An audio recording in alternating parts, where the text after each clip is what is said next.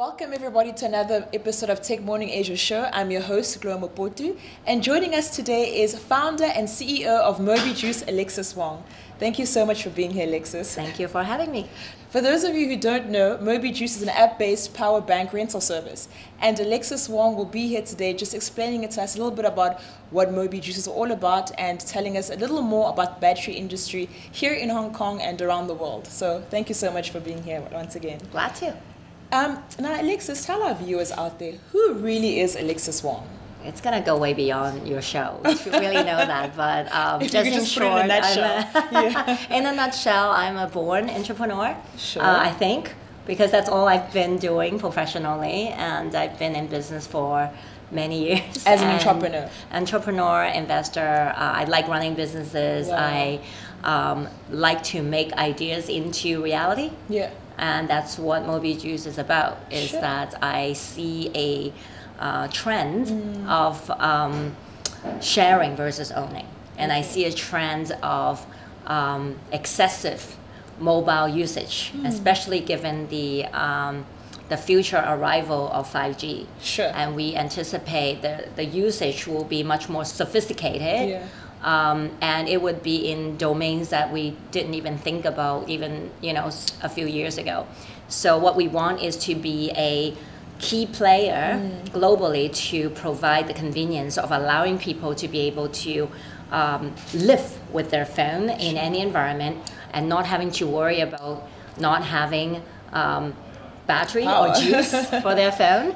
But at the same time, what MobiJuice is really about is surrounding that, we're building a lifestyle ecosystem. Sure. So you'll see that in our app, while you will be finding where you can get one of our juice pack to charge your phone, you're also going to find what are the special offers of the day surrounding your location, and that would take you to not only the convenience of charging your phone, but also the convenience of accessing some of the relevant things that you would love to have, whether it is a 50% of a nail manicure, pedicure, or a 20% of a premium buffet from a hotel you've always wanted to go. So these are some of the stuff that we want to enrich people's life with. And hence, MobiJuice tagline is, juice up your life. Not juice up your phone, but juice up your life. I really like that. So tell us a little bit more about why you chose to actually start this business here in Hong Kong as opposed to other places in the world. I don't know, it could have been anywhere like San Francisco, maybe Singapore. Why Hong Kong in particular? Well, there are a few factors. Number one is that Hong Kong has one of the highest mobile phone penetration market in the world. Second is that it is highly technologically savvy. So in a sense, we believe that if we can serve the people in Hong Kong, we can go anywhere. They are also known as very picky consumers. Okay. And so we think that if using Hong Kong as a litmus test, our product is sustainable globally. And last but not least is I love living in Hong Kong. I love the lifestyle. I love the pace. And I think that there's really very few places that I would enjoy starting a business in other than Hong Kong. And the proximity to Shenzhen, which is, of course, the power bank capital in the world. So in terms of all the conveniences, the access to capital, the access to market, that makes Hong Kong an ideal place to start a startup like ours. Great. I have to agree with you there. I think there's quite no city like Hong Kong. It's spontaneous, it's great, there's so much happening. I love it here as well. So you've told us a little bit about MobiJuice and exactly what it is that you guys do, but tell us, how do you plan to scale your business? We're already doing it. So now today we're in Hong Kong, we're in Macau, and we'll soon start our operation in Indonesia. Nice. And when will that be exactly? Actually soon, our product's already there. We're just scheduling our deployment. Coming soon, we have about 7 countries that we're in discussions with local partners that we will be working together in some kind of partnerships. And so our scalability really comes with working in partnership with local operators that would help us gain efficiency, local market knowledge, and also help us expand quickly. And meanwhile, because the entire business is based on an IoT system, meaning all of the data, all of the modular functions, everything is controlled on the back end, on the cloud. So we can basically, it's like a control center. We can control anywhere, and we can control every part of the world centrally. So it makes a business highly scalable. Sure. And where do you plan on expanding in Asia, apart from Indonesia? Which other countries are you sort of looking at, or you have, you've sort of jotted down your list for the future? Well, I would say currently we are in discussions with several APAC countries. Also, there are several European countries, as well as US and Canada. Oh, that's great. Yeah. Cool. That's exciting. So to dive into a more sort of like, not serious topic, but we can have a discussion here, right? With stronger and more sort of like larger batteries that are coming into play. I mean, I know earlier we had a discussion about, Tesla, they're about to build what they call the largest battery in the world that can hold about 129 megawatt hours of battery. Does this in any way affect what you're trying to do? And if so, how are you planning to touch base and come to par with this? That was a fantastic question, and I get asked that often. And it's a complex one because it's not so straightforward just because you have a bigger battery and therefore the phone would be lasting for a month. I guess first thing first is going back to my previous reference, the phone usage has a big part to it because it's not a linear formula, it's a bilateral formula. Meaning? Right? And it's very dynamic because it's not just about increasing the battery, it's also increasing the battery capacity to meet the increasing demand of the usage. And so at this point, especially with the complexity of the phone utilization, right? I mean, 5 years ago, for the most part, most people would only use the phone to call, make a call, or maybe at most, I don't know, social media. But today, almost every part of our life is driven by apps. And every app is running on the background. And every app that runs on the background, believe it or not, is draining your battery because it's pulling data. And there are a lot of things that consumers aren't aware of that every single day, the reason why by 1 o'clock the phone is out of juice is because of their usage pattern. I love how you call the battery juice. It's become an adoptive phrase. It is. It's really the juice. And so, so I think on the one hand, we have to ask ourselves, are we likely going to increase the usage by, whatever number of multiple? And then we look at how fast is the battery within a very, very small size phone. Because remember, people don't want their phones big. So on the one hand, people want smaller and slimmer phones. And more efficient. They want more powerful OS. And the more powerful OS, I don't know if you downloaded the OS, the iOS 11. I have. So that basically, like, your phone is done by not even 1, like probably by 11. It does run out quick. And so when you have more powerful OS, you have smaller and slimmer phones. That also creates challenges in terms of how much battery you can fit into such a small case. It's all physics. There's only so much battery. So if there's a breakthrough in terms of what type of battery is being used inside the application of battery for a mobile phone, we are seeing whatever we're seeing. Maybe there's a percentage of improvements, but it's not going to be like, wow, it's going to be 5 or 10x. It's just physically not possible. Now, people have also asked, well, what about cellular tower? And I often joke that by the time that we walk around, and if the cell towers are strong enough to emit power that all of us can walk around and charge our phone remotely that way, all of us will have cancer and die within a year because the radiation would be so strong that all of us would die. And so there are many, many constraints, and I can go on and on and on just because that's like my passion now. It's about battery. But long and short is that because of physics and because of people's utilization, the trend, and also constraints in terms of what you can actually fit into a very small case, we really do not see that as a big challenge. And we in fact think that the market will only become more and more high demand over the course of next few years, especially with the coming of 5G. Okay. That's interesting. Thank you for that. That was a lot to dissect. I'm just like, great. So you talked a little bit about, this whole economy sharing earlier on. And that was actually a question I wanted to ask you. So is that how MobiJuce plans to pivot going forward in the future? Absolutely. I think that... Can you tell us more?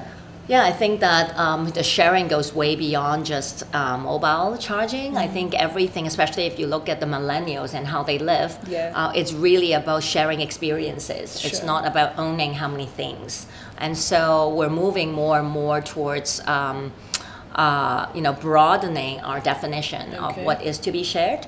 But I will leave it up to our consumers to find out later. Okay. But we certainly, I mean, for example, one of the reasons why if you look at our app today compared to when we first launched, you see that it's more about sharing experiences now while you're sharing a mobile charging. So what I was talking about in terms of offers, in terms of new product launch and in terms of events, that are nearby you. This is more and more embracing live in a sharing experiences direction. Sure. Yeah. And have you started with this sharing? Have you started to implement the sharing experience, or is this something that's still on the horizon? Oh yeah, no, it's in our roadmap, and we are evolving every day. Sure. And so of course, you have to download our app.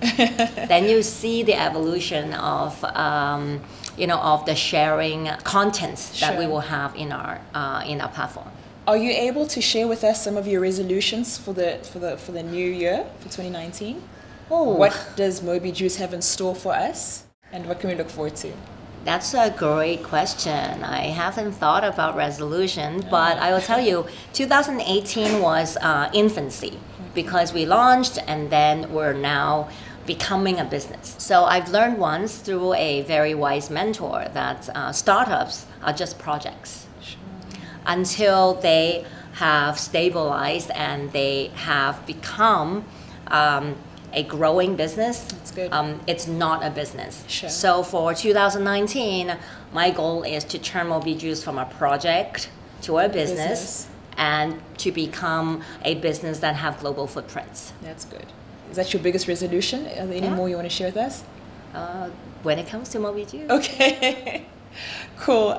What are some of the challenges that you foresee in this industry, in the battery industry, that we need to look out for and, perhaps even start gearing up towards? Well, I think that in any business, the better you do, the more competitors you will see. So I think that, if you ask me, would be the biggest challenge is how do we stay 2 steps ahead, and be the company that people can resonate with and be able to attract new users and retain existing users and enrich their experience so much that they'll keep coming back. And I think that's not unique to MobiJuice. I think any startup should be thinking about that because on the one hand, you worry, what if people like me? And then you worry, what if people don't like me? And so now we're dealing with, okay, people do like me because, we have accumulated 5 million minutes of transaction within less than a year. And that number speaks for itself, considering we were still a startup, we were still a project, and we didn't have many locations deployed during that time. And so as we see, the usage will only become more and more robust, and that also means that the demand will become higher and higher in terms of our deliverable. And so we just need to make sure that we stay ahead of the game, 2 steps ahead of any potential competitors or existing competitors, and making sure that we differentiate ourselves so that our unique value proposition is clear to our users, that they can identify us as not just only a charging station. Sure.